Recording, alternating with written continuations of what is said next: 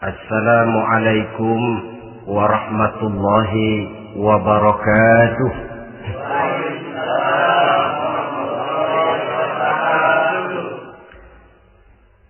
Alhamdulillahi rabbil alamin.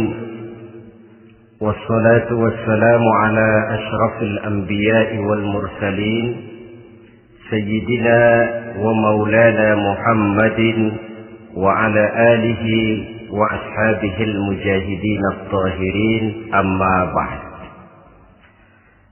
Saudara hadirin kaum muslimin rahimakumullah.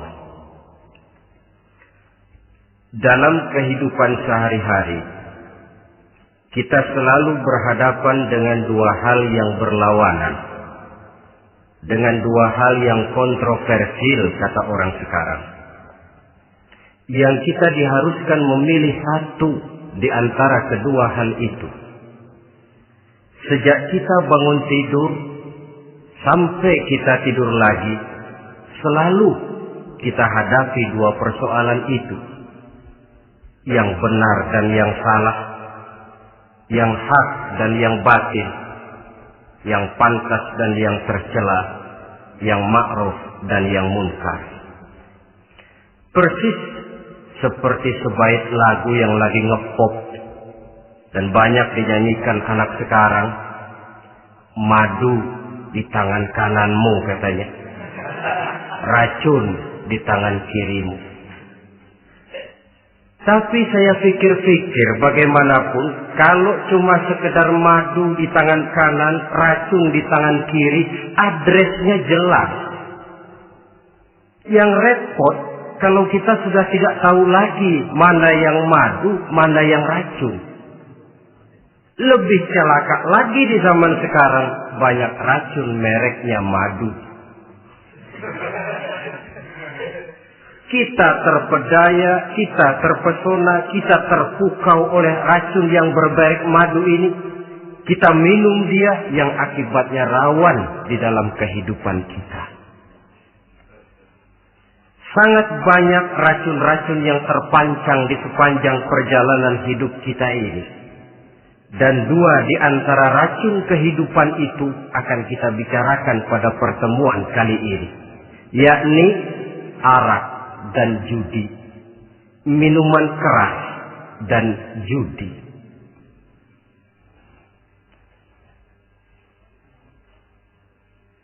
Sebagai yang kita maklum bahwa Islam bertujuan memelihara kemuliaan manusia yang diciptakan fi ahsani taqwim, dalam bentuk yang paling sempurna. Arak atau minuman keras jelas merupakan hal yang merusak dari berbagai aspek kehidupan. Entah kesehatan tubuh, entah pertumbuhan akal, ketentraman rumah tangga, ketentraman masyarakat, bangsa dan negara. Cobalah sejenak kita adakan penyelidikan. Kalau masuk kita ke dalam penjara, melihat sel-sel di sana, berapa banyak yang mendekam di sel karena urusan minuman keras. Masuk kita ke rumah sakit, berapa banyak yang dirawat akibat minuman keras, akibat stres yang dialaminya. Berapa banyak rumah tangga berantakan, berapa banyak pembunuhan terjadi, pemerkosaan terjadi akibat daripada minuman keras ini. Yang paling ironi kalau dia sudah menyerang anak-anak muda kita. Padahal kita tahu remaja, pemuda adalah bentuk miniatur daripada kehidupan suatu bangsa. Akan bagaimana warna Indonesia 20, 30, 40 tahun yang akan datang, remaja dan pemuda kita jawabannya. Bahkan dari segi agama pun, akan bagaimana warna Islam di Indonesia 20, 30 tahun yang akan datang, remaja itu pula jawabannya. Karena itu, tidak terlalu berlebihan kalau saya berkata bahwa untuk menghancurkan Islam di Indonesia ini, tidak perlu menghancurkan pondok pesantren, tidak perlu menutup masjid, melarang pengajian, menyegel musola, tidak perlu. untuk menghancurkan Islam di Indonesia cukup dengan meracuni remaja, pemuda-pemudi Islam di Indonesia. Kalau mereka sudah diracuni, dijauhkan dari agamanya, masalahnya tinggal menunggu pergantian generasi. Maka yang jadi pilot proyek jelas remaja, pemuda, termasuk dengan menanamkan pengaruh minuman keras. Ditanamkan ke tengah remaja kita ini untuk jauh dari tuntunan agama. Hei pemuda-pemuda Islam, kalau kau mau jadi pemuda modern, jangan dekat-dekat ke masjid. Masjid khusus 60 tahun ke atas. Sepertinya di depan masjid itu ada papan pengumuman masjid khusus 60 tahun ke atas. Baca Quran kolot. Seiring dengan itu lalu modernisasi diartikan dengan westernisasi. Kau tidak akan bisa jadi pemuda modern sebelum semua yang datang dari barat kau telan mentah-mentah. Kau harus bisa bergaul seperti orang barat, berumah tangga macam orang barat, makan minum seperti orang barat. Kalau nyanyi lagu barat yang orang lain gak ngerti, kamu juga gak tahu.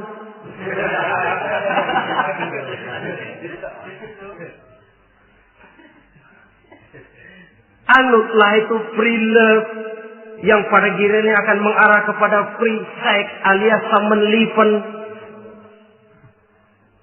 Isaplah itu ganja, morfin, narkotik. Jikalau sudah terlena kita dengan itu, maka kehancuran suatu bangsa sesungguhnya sudah dimulai. Penyakit minuman keras ini bukan cuma penyakit zaman ini.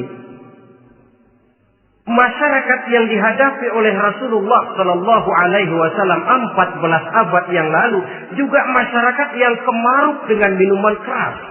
Arab jahiliyah kalau sudah minum arak mabuk, tidak cuma minum, dia mandi pakai arak. Sistem pendidikan yang disampaikan Islam bijaksana. Mula-mula diberikan gambaran bahwa arak itu walaupun ada manfaatnya tapi ada bahayanya, dan bahayanya jauh lebih besar daripada manfaatnya. Tahap kedua diberikan pesan jangan mendekati sholat dalam keadaan mabuk. Padahal sholat 1 hari 1 malam 5 kali artinya makin jauh saja dia dari arak itu. Pada saat kondisi iman sudah memungkinkan barulah turun vonis bahwa arak itu najis, perbuatan setan, jauhi. Yang ironi yang saya katakan tadi, racun mereknya madu. Kadang-kadang kita dibuai dengan iklan yang tidak mendidik. Saya pernah lihat ada iklan misalnya, Anda ingin modern, majulah bersama minuman ini.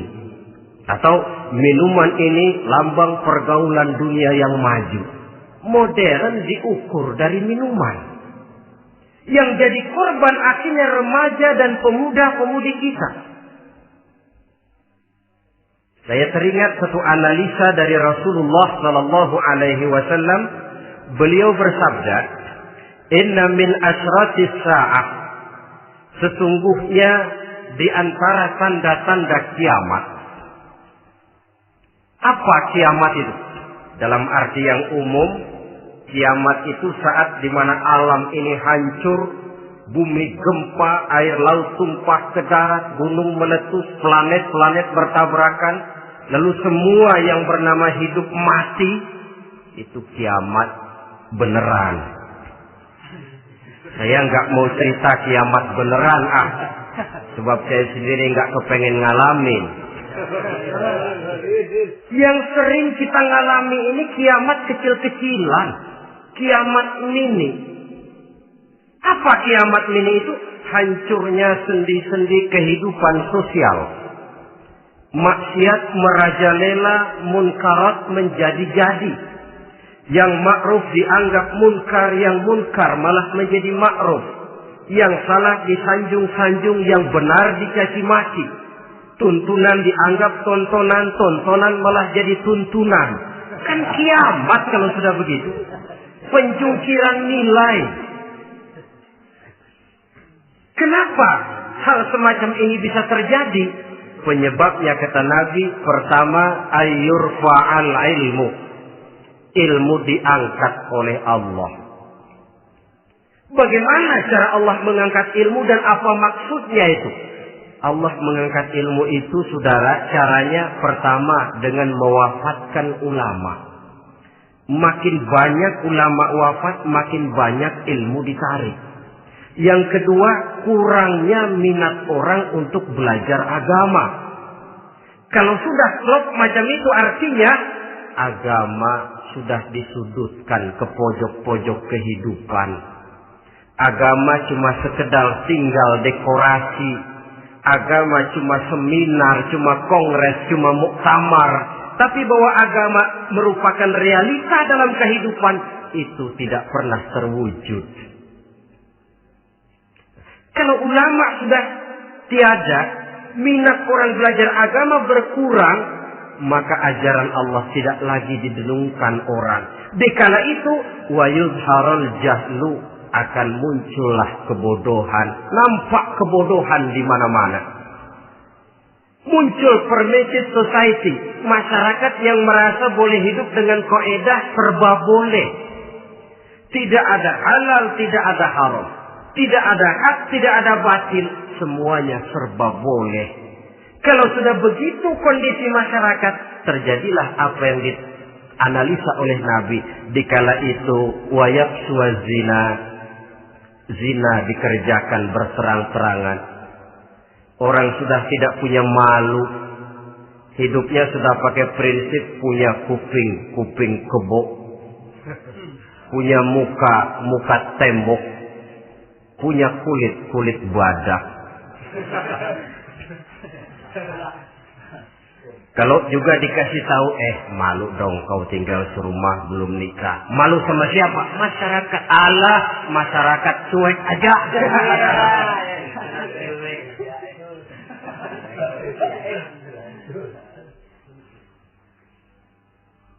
Bukankah realita kalau kita ikuti surat-surat kabar, berapa banyak sudah gadis-gadis bergelimpangan jadi korban? Berapa banyak bayi-bayi yang lahir ke alam ini tanpa harus tahu kemana dia mesti manggil bapak. Yang akhirnya mengalami keterakisan, dimasukkan ke dalam kantong plastik, dibuang ke tempat sampah. Kalau itu sudah terwujud, muncul efek negatif yang kedua. Wa yushrabal khamr. Arak, minuman keras jadi kebanggaan. Anak muda belum nyohor kalau belum bisa mabuk. Yang gak mabuk dianggap kolot. Kampungan loh. Bikin malu baru kena segelas aja udah miring. Cengeng. Temen kita hebat sampai nyungsep di got. Yang nyungsep hebat. Ya, kalau cuma yang hancur kehidupan pribadi. Tapi kalau sudah menyangkut masa depan, yang berarti masa depan suatu generasi adalah merupakan masa depan daripada suatu bangsa. Begitu kerasnya Islam ini melarang minuman keras. Sampai bukan cuma sekedar meminumnya saja yang diharamkan, tetapi juga dilarang mengimportnya, memproduksinya, membuka warung yang menjual minuman keras atau bekerja di tempat penjualan minuman keras. Ada juga yang nyerempet-nyerempet, Pak, kalau sedikit kan nggak apa-apa, nggak mabuk ini.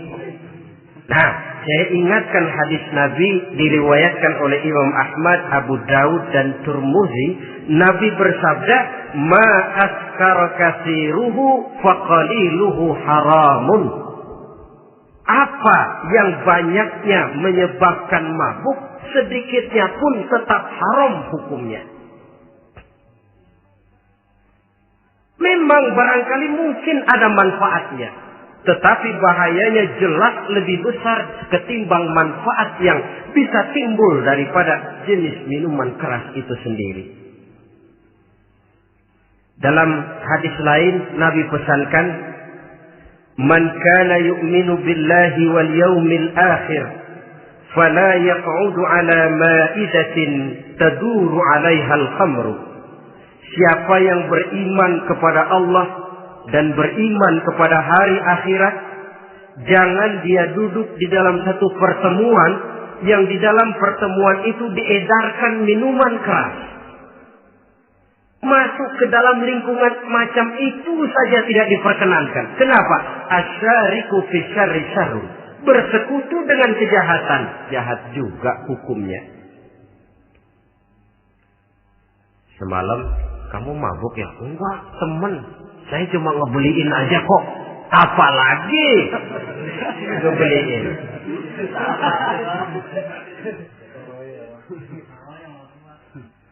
Sebab apa? Dalam keadaan mabuk, orang tidak lagi bisa berpikir secara logik.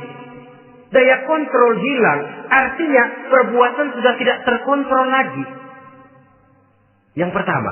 Yang kedua, IQ tidak akan tumbuh dan berkembang secara normal seperti yang kita harapkan.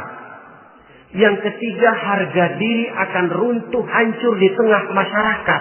Bayangkan kalau tengah malam kita digotong orang, diantar ke rumah kita. Dengan kondisi macam itu masih punya muka kita untuk tegak di tengah masyarakat. Masih punya harapan kita untuk tumbuh menjadi pemimpin. Sementara orang terkenang, ini kan yang kemarin malam gua gotong, dia lagi mabuk. Harga diri, kepribadian. Jangan lupa saudara, kita hidup di tengah masyarakat. Masyarakat itu punya hukum yang tidak tertulis, tapi lebih kuat dan lebih kejam daripada hukum tertulis. Orang bilang, sekali arang tercoreng di dahi, seumur hidup orang akan tetap ingat. Makanya Rasulullah dalam hadis memberikan tamsil untuk adik-adik remaja muslim ini, masalul mu'min kamasalin nahli. Perumpamaan orang yang beriman itu persis seperti tawon. Mentalitas orang mukmin persis tawon. Apa mentalitas tawon? Kalau kita ngaji bab tawon, kita renungi apa keistimewaan tawon. Saya lihat-lihat, ternyata tawon itu punya 4 keistimewaan.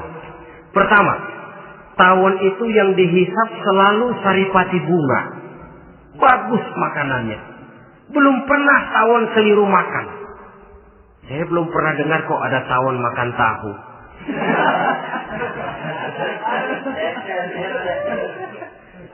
Yang dimakan selalu saripati bunga. Artinya apa? Orang mukmin perutnya itu perut selektif. Yang dimakan yang baik-baik, yang diminum yang baik-baik. Yang baik menurut agama itu adalah yang halal, thayyibat. Perutnya selektif, bukan perut asbab. Kalau asbab puntung apa saja masuk ke dalamnya. Tapi mukmin perutnya ini selektif. Daging kambing masuk, tahu masuk, kangkung masuk, kodok minggir. Air kelapa minum, kopi minum. Tapi kalau sudah berbau minuman keras, minggir. Sebab apa? Makanan dan minuman yang kita masukkan ke dalam perut besar ini akan digiling dalam perut besar, akan melahirkan energi, menggerakkan sel-sel pembuluh saraf. Kalau makanan dan minuman itu terdiri dari yang haram, energi yang ditimbulkan olehnya energi yang haram, mempengaruhi sel-sel pembuluh saraf. Orang akan cenderung berpikir yang haram kalau terlalu sering memakan makanan haram. Kalau sudah berpikir kepada yang haram, perbuatan pun akan mengarah kepada yang haram juga. Contoh kecil aja dah, ada nggak maling mikirin majelis taklim? Karena yang dimakan lebih banyak yang haram, yang dipikir paling-paling nanti malam rumah siapa lagi nih ya? Sudah mengarah ke sana.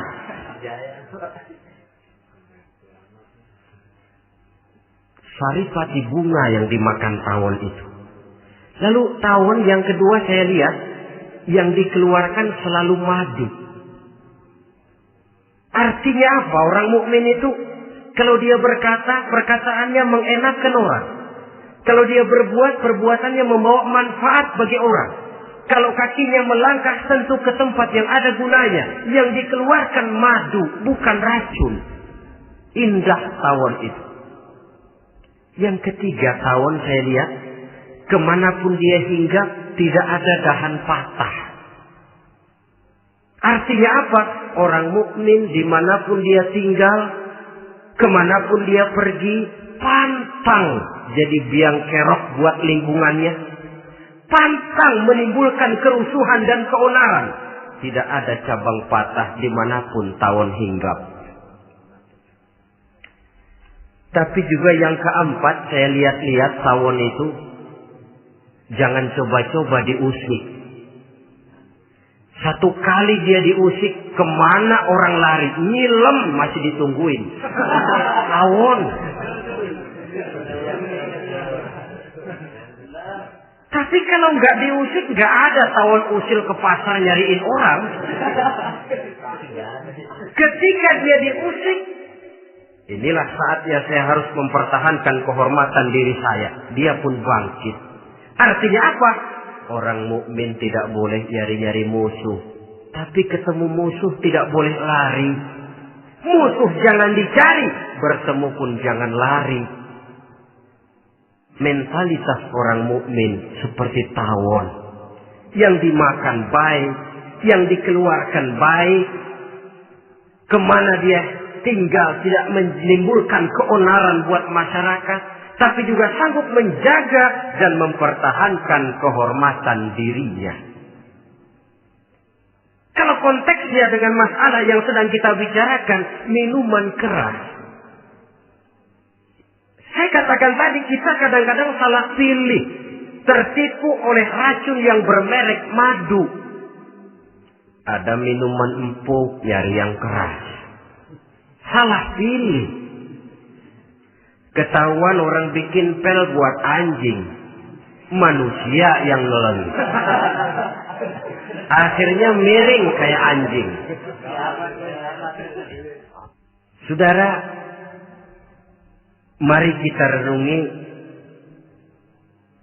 An-Nisa ayat 140. Allah Subhanahu wa taala mengingatkan, "Qad nazzala 'alaikum fil kitabi an idza sami'tum ayati Allahi yukfaru biha wa yustahza'u biha fala taq'udu ma'ahum hatta yaqudu fi haditsin ghairi innakum idzam mithluhum."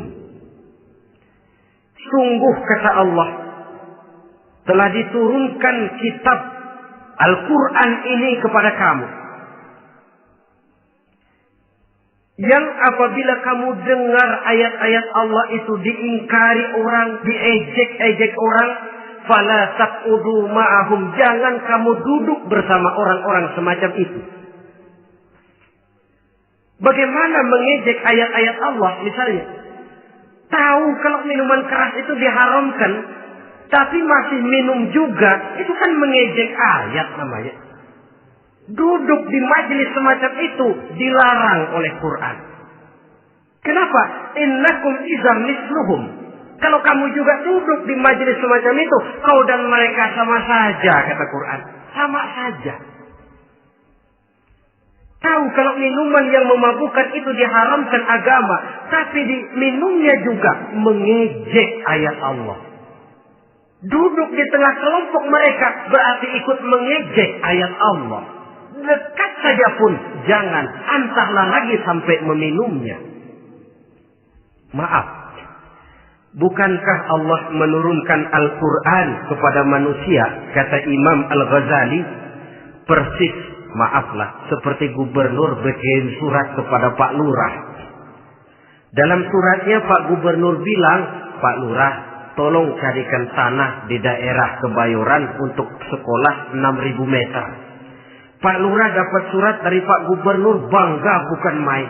Itu surat sore, pagi, siang, malam dibaca. Ditaruh di tempat yang tinggi. Diberikan minyak wangi, mau diambil, dicium dulu. Dibawa dengan penuh hormat dan hati-hati. Tapi tanah yang dipesan Pak Gubernur tidak dicari-cariin. Penghargaan macam apa ini? Nanti Gubernur cek, Pak Lurah, siapa? Sudah terima surat saya? Sudah Pak, sudah. Bagus. Lalu bagaimana? Aduh Pak, surat Bapak sore pagi siang malam saya baca. Bagus. Apalagi Lurah? Surat Bapak saya taruh di tempat yang tinggi Pak. Saya pakai minyak wangi. Mau saya ambil, saya cium dulu. Saya bawa dengan penuh hormat dan hati-hati. Bagus Lurah. Kau memang hormat sama atasan. Cuman Lurah, tanahnya udah dicariin belum? Nah yang itu belum tuh Pak. Belum. Kata Gubernur, bagus Lurah. Besok berhenti lo ya.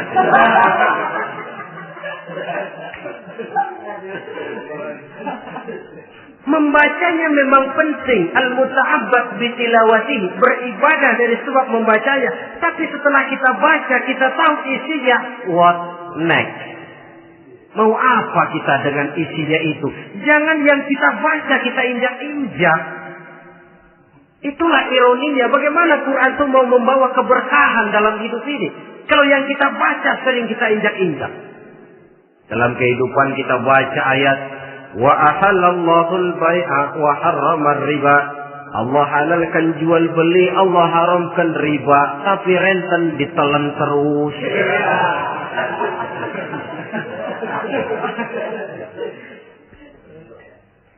Kita baca ayat wa'tasimu bihablillahi jami'an wa la tafarraqu. Berpegang teguhlah kamu kepada tali Allah, jangan bercerai-berai. Tapi sesama muslim pelotot-pelototan jalan terus. Janganlah yang sesama muslim kadang-kadang yang mengklaim dirinya sebagai pemimpin Islam kelihatannya juga sikut-sikutan jalan terus.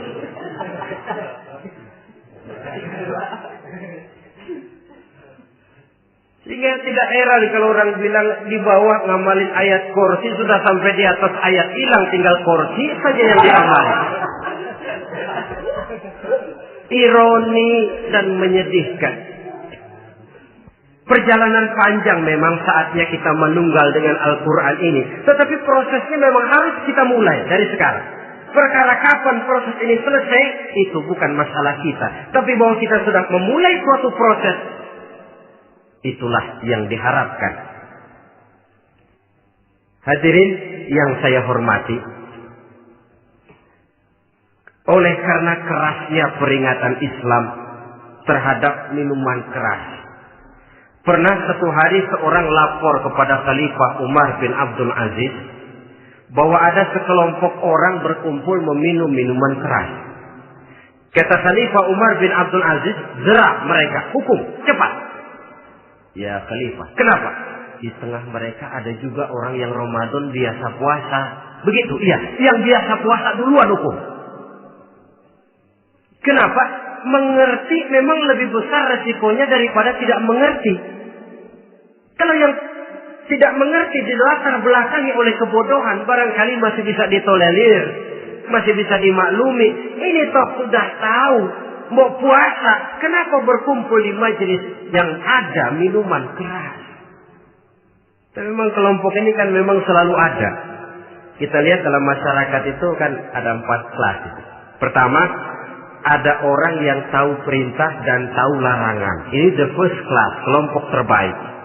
Perintah tahu, dia kerjakan. Larangan tahu, dia jauhi. Ini orang terbaik.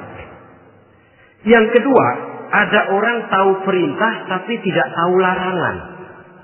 Perintah tahu, larangan tidak tahu. Sholat mau, puasa mau, zakat fitrah bayar, nyolong mau, mabuk ayo. Perintah tahu tapi larangan tidak tahu, akhirnya semua dikerjain. Barangkali yang rada bingung malaikat bagaimana nyatatnya ini, kotor absen. Gelas yang ada di hadapan saya ini, kalau semua diisi air putih macam ini, kan jelas bisa diminum orang. Kalau semua diisi bensin, jelas bisa diminum motor. Tapi kalau separuh diisi air putih, separuh diisi bensin, kacau. Kalau gelas yang ada di hadapan saya ini sepenuhnya diisi air putih, jelas bisa diminum orang. Kalau sepenuhnya diisi bensin, juga jelas bisa diminum motor. Yang repot kalau separuh diisi air putih, separuh diisi bensin. Kacau statusnya. Orang minum mabuk, motor minum pun mogok. Dijual juga tidak laku barang campuran. Inilah makna pernyataan Allah, wala talbisul haqqa bil batil. Jangan kamu campur adukan antara yang hak dan yang batil. Perintah dikerjakan, larangan pun dikerjakan juga. Kelompok ketiga, ada pula manusia yang tahu larangan tapi tidak tahu perintah. Larangan tahu tapi perintah tidak tahu. Jahat sama tetangga tidak, mencuri tidak, mabuk tidak, zina tidak, sholat tidak, puasa tidak, polos. Semua serba tidak. Dan yang terakhir kelompok keempat, perintah tidak tahu, larangan pun tidak tahu. Ini masuk kelompok makhluk gratis. Misalnya kambing, ayam, kerbau, itu kan makhluk-makhluk yang memang perintah tidak tahu, pun larangan juga tidak tahu. Nah, dalam hubungannya dengan ini, saya mengajak, marilah kita berusaha sekuat mungkin menjauhkan diri dari minuman keras yang jelas bahayanya dengan hidup tidak jauh dari bimbingan agama.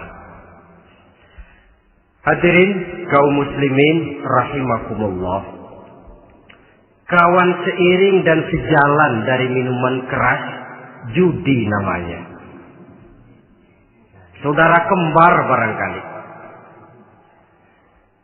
Yang satu sering menimbulkan yang lain, tetapi bukan tak jarang keduanya berjalan berdampingan.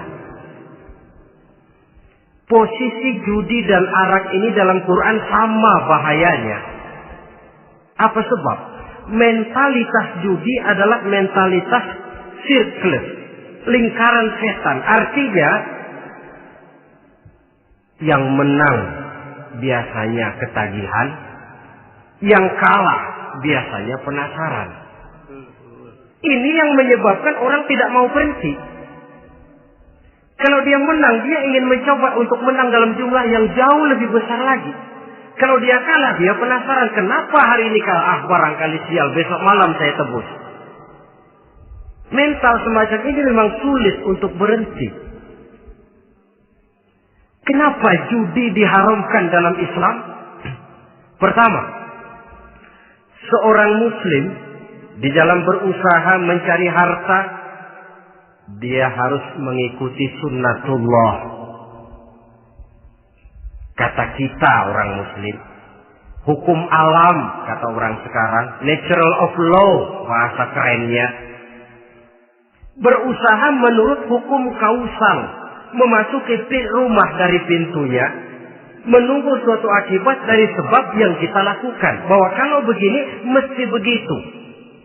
Karena kita memang terikat oleh permainan yang disebut hukum alam ini. Hidup bukan undian, jangan mengharap untung besar tanpa mau peras keringat. Satu pagi Khalifah Umar bin Khattab radhiyallahu an masuk ke masjid. Beliau lihat ada orang sedang berdoa khusyuk betul. Ditunggunya 2 menit, 3 menit, sampai 10 menit lebih belum juga selesai. Agak lama orang itu berdoa. Selesai berdoa, dihampiri orang itu oleh Sayyidina Umar. Beliau tanya, saudara, lagi apa tadi itu? Berdoa ya Khalifah. Minta kepada Allah? Tentu minta kepada Allah. Minta apa kan? Minta rezeki. Sudah lama? Dari tadi habis sembahyang subuh. Dapat? Belum.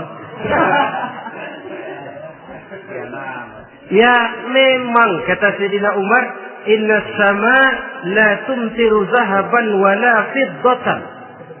Langit itu tidak mungkin akan menghujankan emas, tidak mungkin pula menghujankan perak. Jadi orang dilarang duduk bermalas-malas menunggu keajaiban yang datang dari langit. Karena memang hidup ini bukan undian. Jadi jangan mengharap untung besar tanpa mau peras keringat. Di dalam berusaha kita terikat oleh sunnatullah. Kalau begini sebab penyebabnya, akan begini akibat yang ditimbulkannya. Yang kedua, Islam menjadikan harta manusia itu sebagai benda berharga yang dilindungi.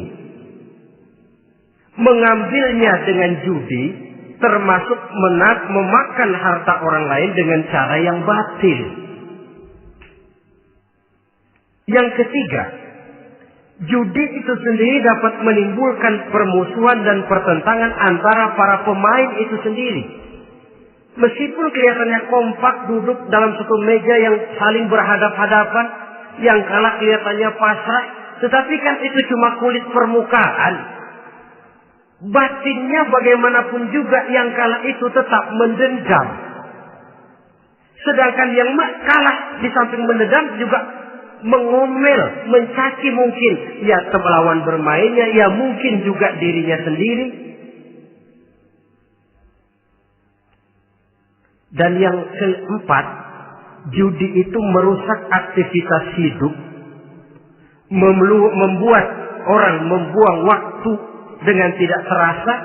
Dan yang pada gilirannya melupakan orang kepada tanggung jawab.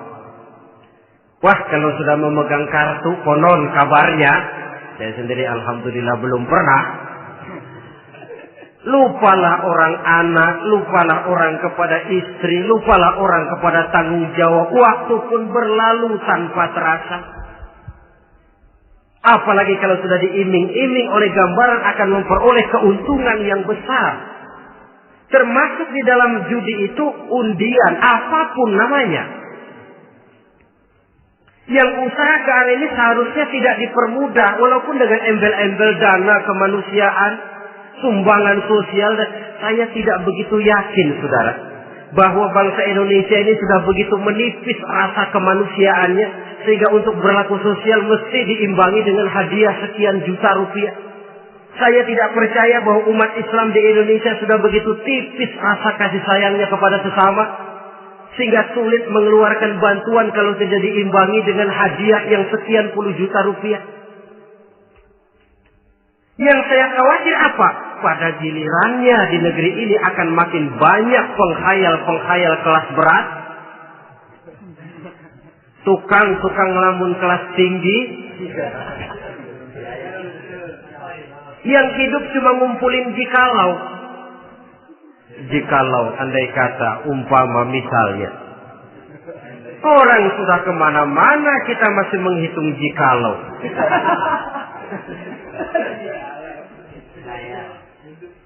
Orang boleh saja mengharap burung terbang tinggi, tapi punai di tangan jangan dulu dilepas. Artinya idealisme silahkan terbang setinggi langit, tapi kaki harus tetap berpijak di alam realita. Bahwa memang lebih baik makan singkong dalam kenyataan daripada makan roti tapi ngimpi.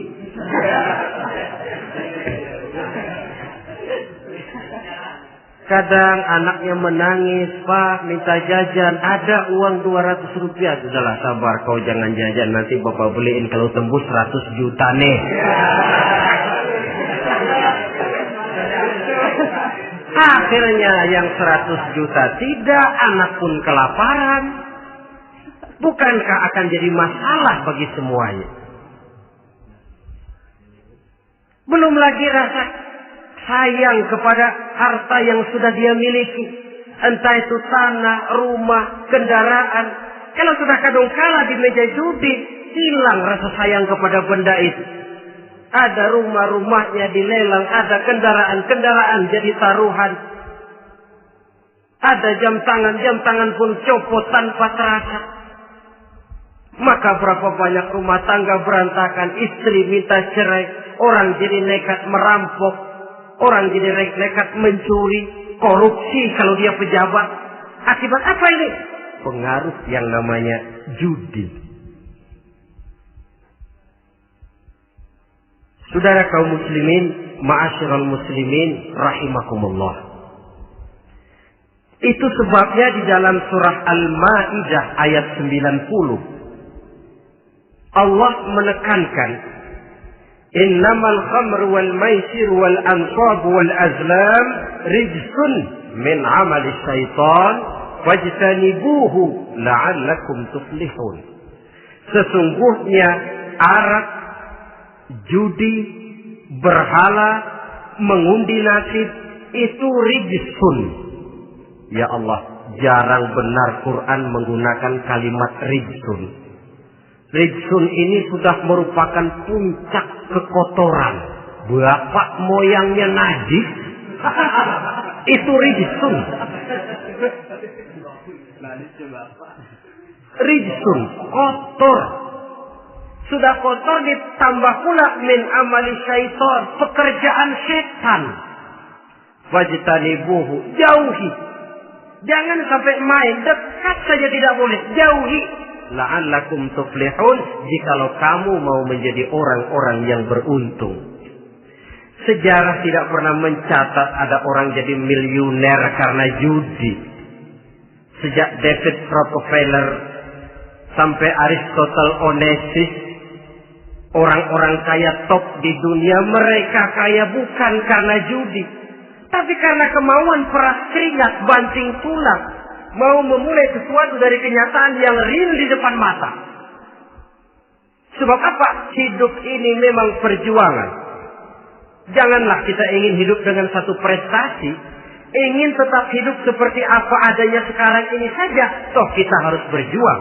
Apalagi ingin hidup lebih baik, lebih terhormat, lebih mudah. Hidup perjuangan. Perjuangan berarti pengorbanan. Berani hidup artinya berani berjuang. Berani berjuang maksudnya rela berkorban. Takut berkorban, jangan berjuang. Tidak mau berjuang, berhenti hidup. Itu logika. Dan bagaimanapun saya yakin lebih baik berkorban daripada menjadi korban. Kalau sekarang kita berkorban, peras keringat, banting tulang, berusaha secara sunnatullah untuk menghidupi anak, istri, keluarga, pada satu saat kita tidak akan menjadi korban kebrutalan anak-anak kita sendiri. Kalau mereka dibesarkan dan tumbuh berkembang oleh hasil yang diperoleh dari meja judi. Ayat 91 Al-Maidah ini lebih memperkuat lagi. Kalau itu arak, judi, berhala, mengundi nasib adalah perbuatan setan, sebenarnya setan mau apa sih?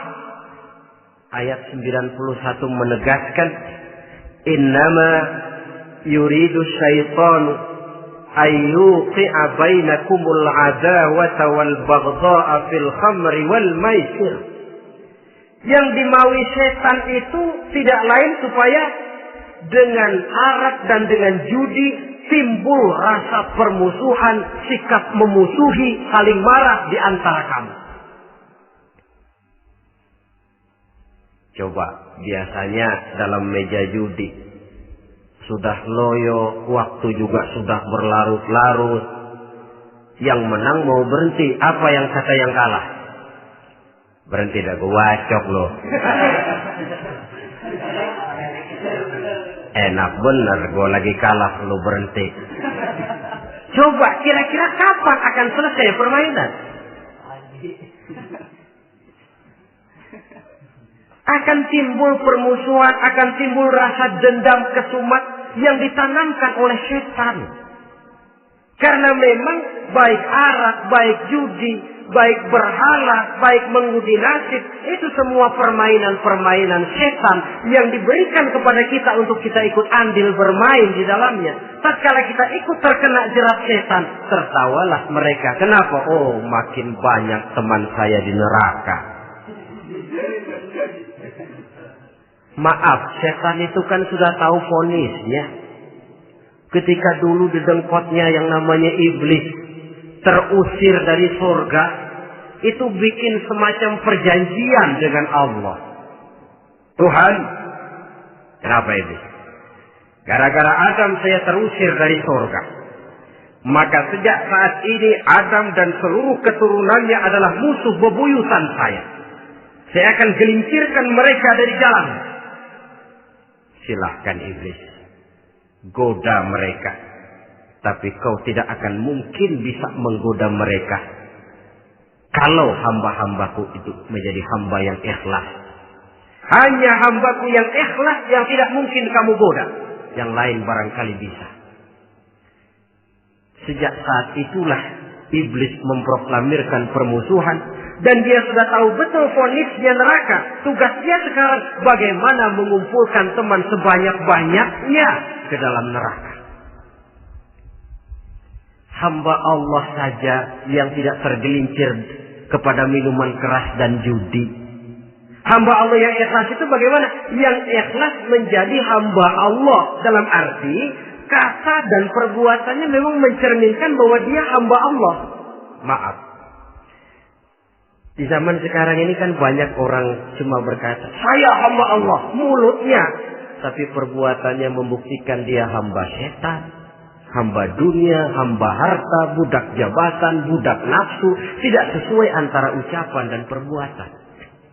Sebab itu kata-kata hamba Allah kalau keluar dari mulut manusia itu murah. Soalnya ngaku siapapun bisa. Tapi diakui atau tidak, ini yang kita belum tahu.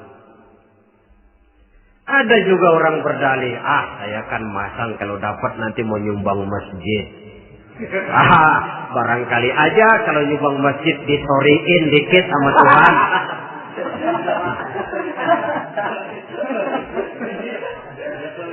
Apa bisa begitu? Saudara, kita tidak mungkin mencuci kain dengan air najis. Innallaha thayyibun, kata Nabi, la yaqbalu illa thayyiba. Allah itu baik dan hanya menerima yang baik. Bahwa dalam Islam tujuan yang baik harus dicapai dengan prosedur yang baik. Bahwa niat menyumbang masjid bagus, tapi hasil daripada judi atau undian tidak akan menyampaikan kita kepada tujuan itu. Tidak boleh mencuri kain walaupun niatnya untuk sholat. Kalau nyolong kain niatnya buat sembahyang, dimaafin kali. Walaupun sholatnya sah, mencuri kainnya tetap saja dosa. Islam tidak menghalalkan segala cara untuk mencapai suatu tujuan. Bahwa tujuan yang baik harus dicapai dengan cara yang baik juga. Dan penyakit judi ini juga bukan penyakit baru. Sejak dulu. Masa jahiliyah judi mereka. Saya kira kalau Las Vegas, kota judi Amerika saja barangkali masih kalah dengan cara judi jahiliyah dulu. Mereka kalau sudah judi itu uang. Habis uang ada punya tanah pasar, taruhan. Habis tanah ada rumahnya dipasang. Apalagi yang ada? Ternak unta dipertaruhkan. Harta habis, rumah ludes, kebun binasa. Ada istri juga dipasangin. Judi.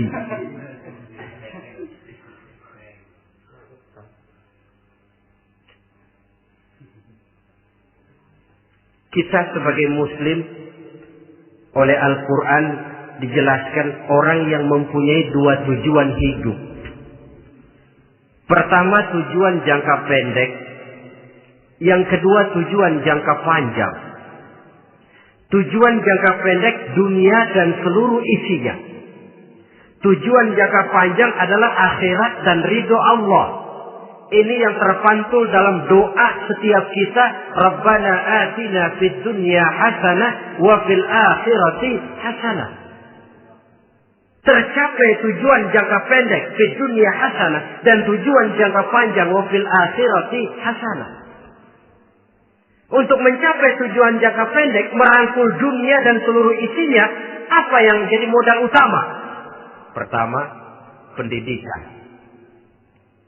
Makin tinggi jenjang karier pendidikan yang kita tempuh, rasa-rasanya makin mudah menjangkau dunia dan isinya. Yang kedua, pengalaman. Tenaga expert masih tetap diperlukan. Makin banyak pengalaman, makin mudah menjangkau dunia. Yang ketiga, dan ini ada tapi tidak bisa dijadikan pegangan, faktor nasib. Faktor kebetulan. Ada, tapi tidak bisa dijadikan pegangan mutlak. Pendidikan, pengalaman, ingin menjangkau fid dunia hasanah. Ini modal utama.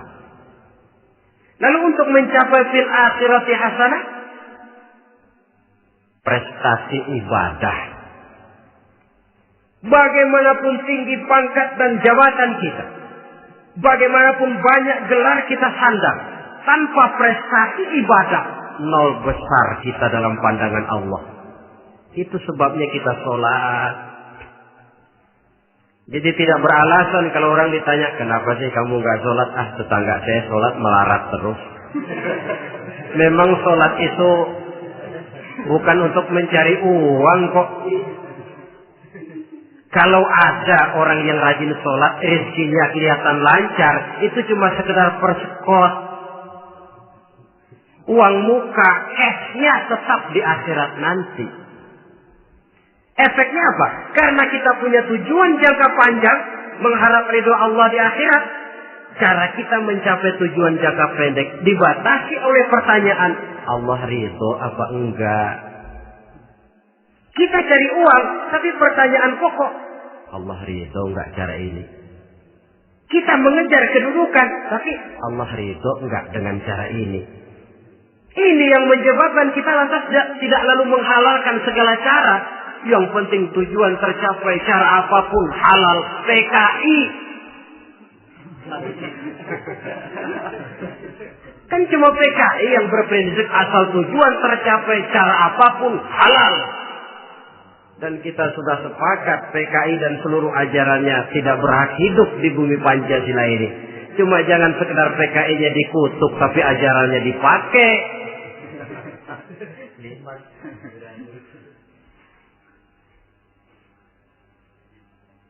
Nah, untuk mencapai dua tujuan ini,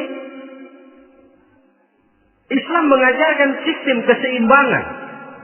Sehingga Nabi sabdakan, "I'mal li dunyaka ka'annaka ta'ishu abada, wa'mal li akhiratika ka'annaka tamutu ghada."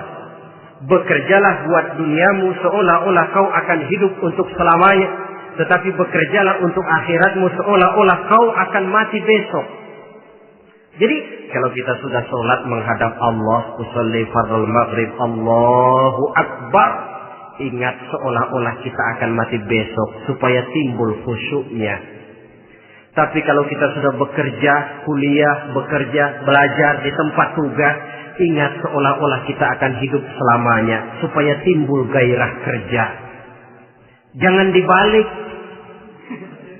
Di kantor ingat mati, lemas terus. Ngapain kerja sungguh-sungguh bakalan mati. Lagi sholat ingat Duta Merlin, Altiron Plaza. Ya kacau. Salah pasang, tidak pada tempatnya. Untuk mencapai fid dunia hasanah ini, Islam mengajarkan tempuh jalur yang mengikuti sunnatullah. Itu yang dihargai oleh agama. Terikat oleh hukum kausal bahwa kalau ini yang saya usahakan hasilnya akan begini. Perkara nanti hasil tidak seperti yang kita harapkan, baik sangkalah kita kepada Allah. Sebab kita tidak tahu rahasia apa di belakang itu. Kadang orang mengeluh, habis saya rajin sholat tapi rezeki seret, berhenti aja dah. Kita tidak tahu rahasia di belakang itu. Pernah hadirin, satu hari seorang petani, dia selesai bekerja di ladang, istirahat. Dia tidur di bawah sebuah pohon beringin. Di sebelah pohon beringin itu ada pohon labu.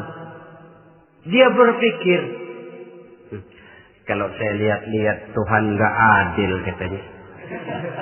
Masa pohon beringin pohonnya besar, buahnya kecil. Pohon labu pohonnya kecil, buahnya gede. Tuhan bukan arsitek ulung ini.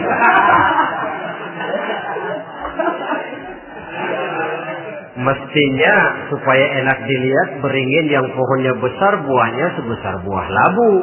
Pohon labu yang pohonnya kecil buahnya kecil saja sebesar buah beringin. Tidak adil Tuhan. Baru dia selesai berpikir Tuhan tidak adil, jatuh sebutir buah beringin tepat menimpa hidungnya.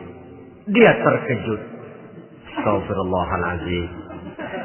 Kalau begitu saya sadar katanya, Tuhan benar-benar adil. Coba kalau buah beringin segede buah labu. Waduh, kayak apa muka saya ini?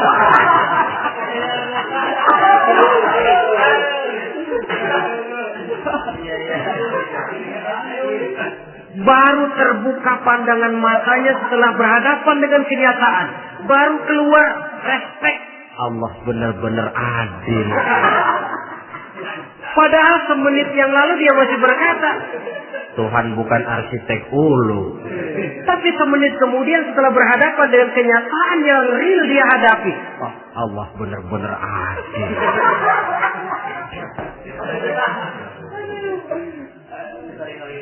Itulah kehidupan ini.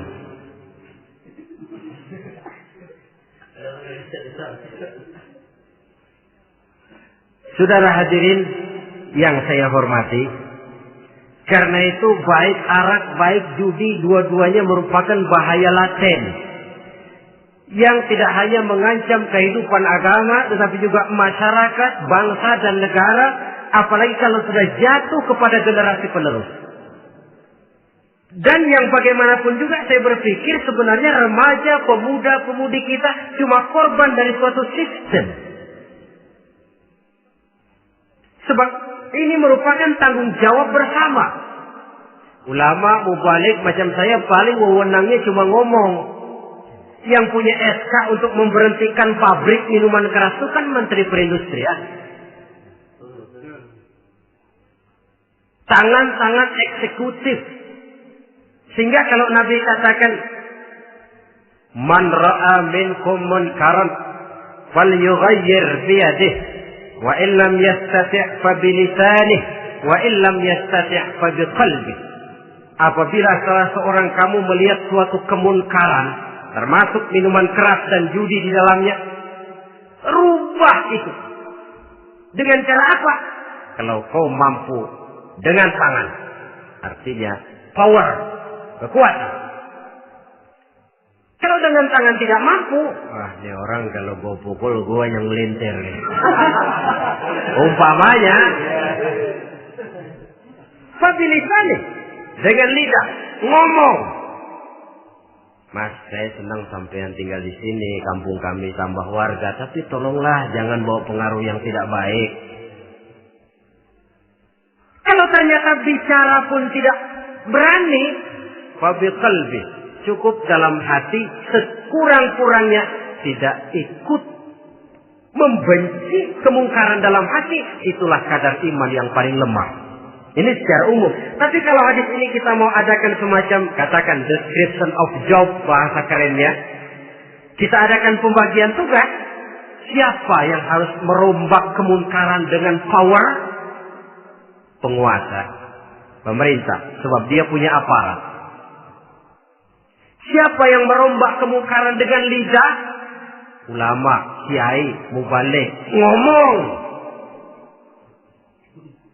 Siapa yang hanya merubah kemungkaran dalam hati? Kita umumnya rakyat lemah ini. Yang mau ngomong gak berani, tapi hati pegel. Nah, kalau sudah ada pembagian tugas semacam itu, insya Allah masing-masing akan berjalan pada relnya. Dan pada akhirnya selamatlah kita, bangsa Indonesia, umat Islam pada khususnya, dari bahaya, baik bahaya minuman keras maupun bahaya judi. Menyelamatkan bangsa dan yang lebih lagi menyelamatkan masa depan kita.